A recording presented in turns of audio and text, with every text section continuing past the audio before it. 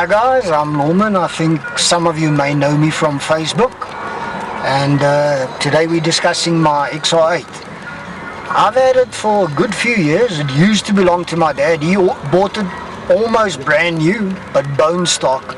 So I eventually bought it over from him at an excellent price, and I saw the potential in the car. I started racing with it, and initially with a bone stock motor, what I did is I bolted on a 70 horsepower Nitrous kit, and I let have at it, and I managed to run 14.4. In those days it was still Nitro Raceway there at the airport in Brakpan. And then going from there, I decided no, we needed to get the car running as strong as it is on Nitrous, on motor only. So I pulled the motor and we went on quite a journey rebuilding it. What we've done is I've gone with a 650 double pumper, whereas the standard carb was a 780 vacuum secondary. The 650 is a lot more responsive, especially at this altitude. And from there, what I did is I went with a Hawaiian low-rise intake. It's called a Hawaiian Street Warrior.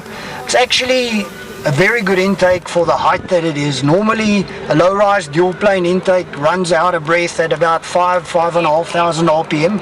This one pulls very strongly up to 7.5. It might be out of range, but it doesn't really feel like it's out of range at those revs. Besides the intake, we've gone with Edelbrock heads on a little bit of a budget. They're Edelbrock E Streets. They are, as of yet, completely unported.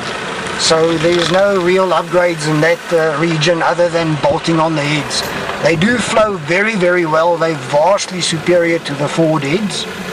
I've also installed Comp Cam's 290-degree roller cam and some roller rockers.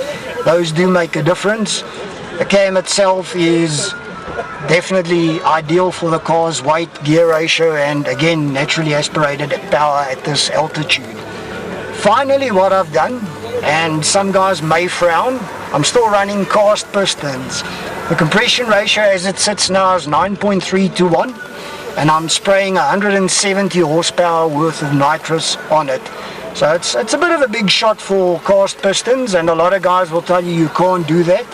I've been doing it for a good few years, haven't had a single failure on nitrous however. I do plan to up the shot to a 200 shot still.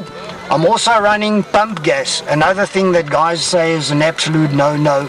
It's all in the tune, it depends on your timing, it depends on your ratio, nitrous to fuel, those are the things that you got to look at. Then what I've done to make sure that we don't have failures down the road, I've also gone with a T5Z. It's the same as a T5 in the XR8 dimensionally. It bolts in without any modification, but it's built by Tremec and it's notably stronger than the stock T5. And as for the rear end, it's an M76, which is stock. The car came like that. I'm going to leave that 3.5 ratio. They're very strong. It's basically the independent version of an M75. And I think you guys now have a fairly clear idea of what we're doing here and what we're running in the little XR8. Thanks very much for listening.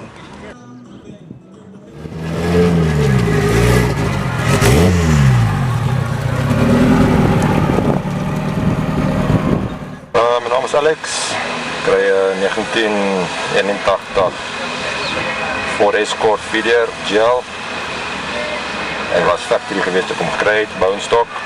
Ons het die zoveel as moontlik van die kar probeer voorthou. Dit is een 1800 Z-Tech 16 volt motorkie met turbochargers. Alles is nog voort op die kar, motor, diff, allerlei type goed behalve die gearbox. Ons het gearbox issues gehad, so nou het ek die Outlaw gearbox in.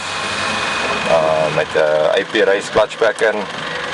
RP stakkie draagdeur, bicycle pistons, Eagle rods, GT35 turbo wat bietjie gewerk is.